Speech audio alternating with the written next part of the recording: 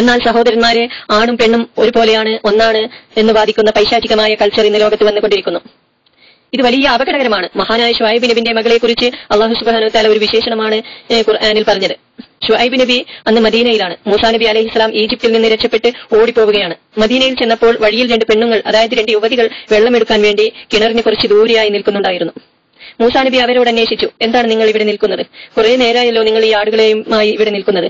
അപ്പോൾ ആ സ്ത്രീകൾ പറഞ്ഞു, ഞങ്ങളുടെ ആടുകൾക്ക് വെള്ളം കൊടുക്കണം. എന്നാൽ ഇവിടെ പുരുഷന്മാരായ ആട്ടിടയന്മാർ അവരുടെ ആടുകൾക്ക് വെള്ളം കൊടുത്തു കഴിഞ്ഞാലല്ലാതെ ഞങ്ങൾക്ക് ആ കിണറിന്റെ അടുത്ത് പോകാൻ കഴിയില്ല. അബൂനാ ശൈഖുൻ കബീർ, ഞങ്ങളുടെ ബാപ്പയാണെങ്കിൽ വൃദ്ധനുമാണ്, വീട്ടിലിരിക്കുകയാണ്.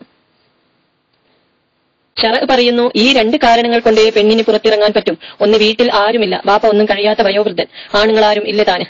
അതുകൊണ്ട് ഇവർ 2 പേരും പുറത്തിറങ്ങിയത്. മൂസാ നബി അലൈഹിസ്സലാം അവർക്ക് വെള്ളമെടുക്കാൻ സഹായിച്ചു. അവർ വീട്ടിൽ ചെന്നു. ബാപ്പ അവരോട് അന്വേഷിച്ചു, നിങ്ങൾ ഇന്ന് നേരത്തെ എത്തിയല്ലോ, എങ്ങനെയാണെന്ന്. അവർ പറഞ്ഞു, ഒരാൾ വെള്ളമെടുക്കാൻ സഹായിച്ചു, അതാണ് ഞങ്ങൾ ഇന്ന് വേഗം എത്തിയത്.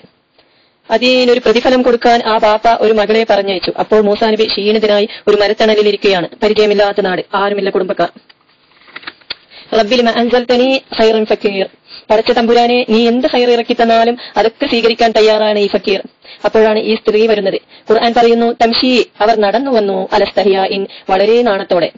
ഖുർആൻ ഇത് വിശദീകരിക്കുന്നത് കഥ കേട്ട് ആസ്വദിക്കാനല്ല. സ്ത്രീകൾക്ക് പുറത്തിറങ്ങാനുള്ള സ്വാതന്ത്ര്യം വേണം.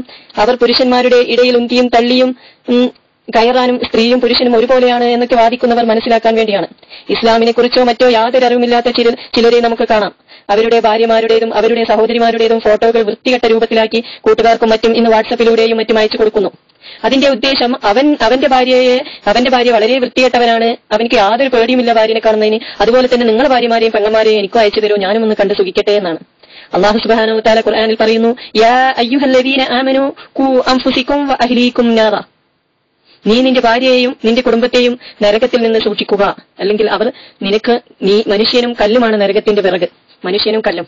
ഒരു ദിവസം അഷ്റഫുൽ ഖൽഖ് മുഹമ്മദ് മുസ്തഫ സല്ലല്ലാഹു അലൈഹി വസല്ലം തങ്ങൾ അവരുടെ പ്രിയപ്പെട്ട മകളോട് ചോദിച്ചു, മകളെ, അയ്യു ഷൈഇൻ അഹബ്ബു ഇലൽ മർഅ, പെണ്ണുങ്ങൾ സ്ത്രീകൾ ഏറ്റവും കൂടുതൽ ആഗ്രഹിക്കുന്നത് എന്താണ്? മകളെ, നീ ആഗ്രഹിക്കുന്നത് എന്താണ് എന്നല്ല, പെണ്ണുങ്ങൾ ആഗ്രഹിക്കുന്നത് എന്താണ് എന്ന്. അപ്പോൾ ഫാത്തിമ ബീവിന്റെ മറുപടി, അല്ലാ തറാ റജുല വലാ യറാ റജുൽ, അല്ലാ തറാ റജുല വലാ യറാ റജുൽ, അവൾ ഒരാണിനെയും കാണരുത്, അവളെ ഒരാണും കാണരുത്. ഇതൊരു പെണ്ണിന്റെ ആഗ്രഹമാണ്. ഇതാണ് സ്ത്രീകൾ ആഗ്രഹിക്കുന്നത്, അവളെ ഒരു ആണും കാണരുത്, അവൾ ഒരാണിനെയും കാണരുത്. സ്ത്രീകൾ വിരൂപമാണെങ്കിൽ അവൾ എല്ലാവരും കണ്ടോട്ടെ എന്ന് വിചാരിക്കുന്നവൻ മനസ്സിലാക്കേണ്ടതാണ്. സ്ത്രീകളെ കാണരുത് എന്നാണ് ഫാത്തിമ ബീവി പറയുന്നത്. യാ അയ്യുഹല്ലദീന